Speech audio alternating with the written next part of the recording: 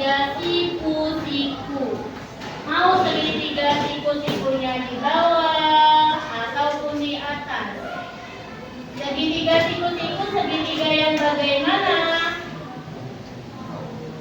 Siku-sikunya memiliki sudut berapa? 90 derajat. Jadi mungkin gambarnya ada yang seperti ini, miring. Miringnya ke bawah, ada yang miringnya ke atas. Asalkan dia memiliki sudut siku-siku, maka segitiganya dinamakan segitiga siku-siku dan pasti memiliki teorema Pythagoras. Pasti bisa dicari dengan menggunakan, cari apanya, panjangnya, panjang sisinya, dengan menggunakan teorema Pythagoras. Jika ini A, B, C, maka di depan A besar itu adalah A kecil. Di depan B besar adalah B kecil. C besar adalah C kecil. Maka rumus teorema Pythagoras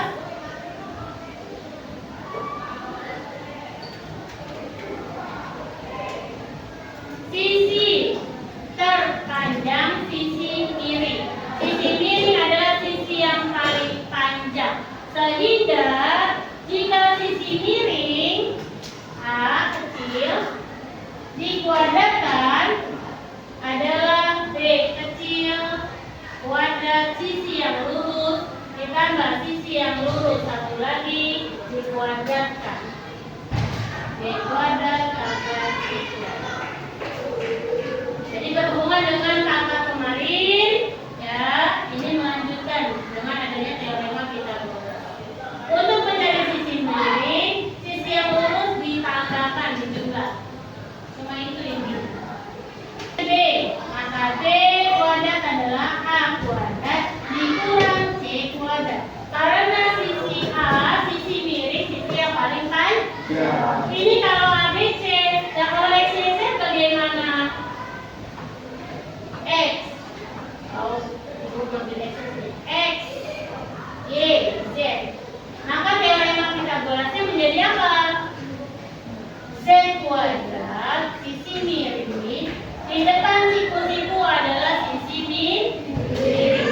Siku-sikunya di mana? Depannya itu pasti sisi miring. Menjadi Z kuadrat sama dengan X kuadrat ditambah Y kuadrat. Karena paling panjang, maka dua yang lainnya harus ditambah. Kalau mau mencari Y kuadrat berarti Z kuadrat dikurang X kuadrat. Mencari X, Z kuadrat dikurang Y. Itu pasti. Contoh.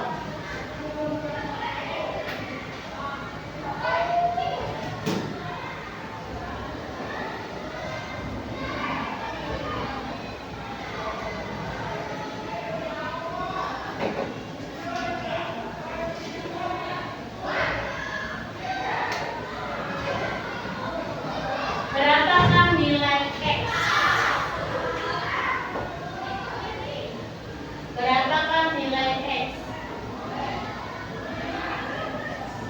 X kuadrat sama dengan 4 kuadrat ditambah pinter 3 kuadrat. Jangan lupa dikuadratkan menjadi X kuadrat sama dengan 4 kuadrat berapa? 4 kuadrat sama dengan 16 ditambah 9 kuadrat ditambah 3 kuadrat 9. 16 tambah 9 25. X-nya adalah akar dari 25. Berapa akar 25? 5. Jadi di sini adalah 5J. Seperti gambar yang kotaknya ada 4, kotaknya ada 3, kotaknya ada 5. Teorema Pythagoras karena dia cuma punya 3 nilai,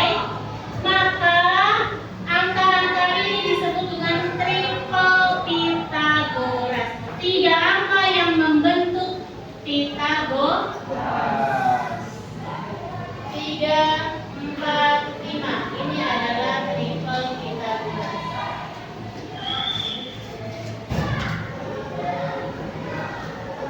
Kenapa 3, 4, 5 triple Pythagoras? Tadi buktikan, bukti. Mulai dari terbesar 5 pangkat 2 itu adalah 4 pangkat 2 tambah 3 pangkat 2. 25 itu adalah 16 tambah 9. 25 adalah 25. Terbukti. Selain 3, 4, 5 ada angka-angka berikutnya yang membentuk triple Pythagoras. Ada yang ingin ditanyakan? Silakan, kami lihat. Oke, bagaimana kalau angkanya tidak membentuk triple Pythagoras? Maka cukup dengan akarnya saja. Contoh, cukup dengan akarnya saja. Dia memang siku-siku, tapi angkanya bukan triple Pythagoras.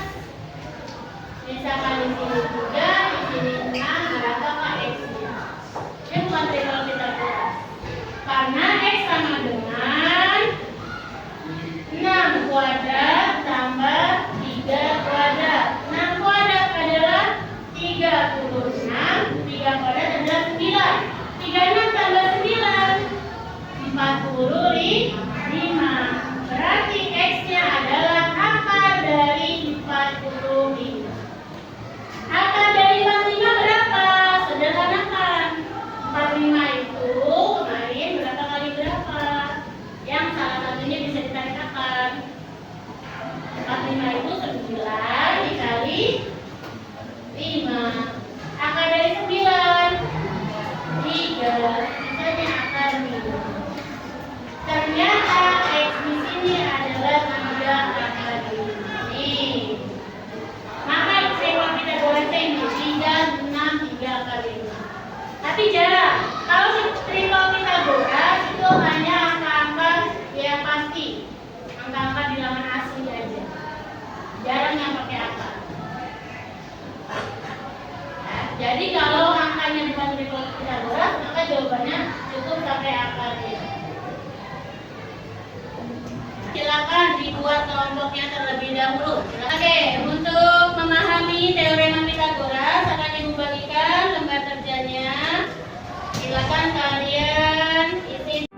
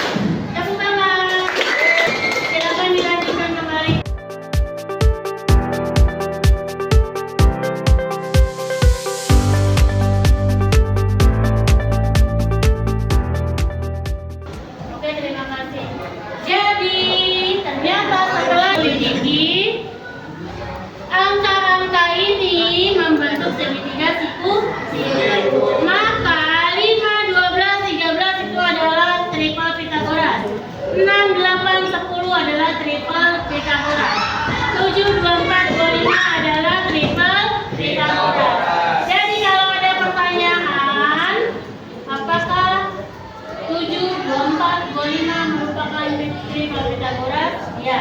Kalau ada pertanyaan, tentukan sisi miring. Jika diketahui sisi yang lurus 6 dan 8, berarti sisi miringnya pasti angka 10. Kesimpulannya apa? Ada yang bisa menyimpulkan? Angkat tangan. Silakan Sifat. Kesimpulannya pada sisi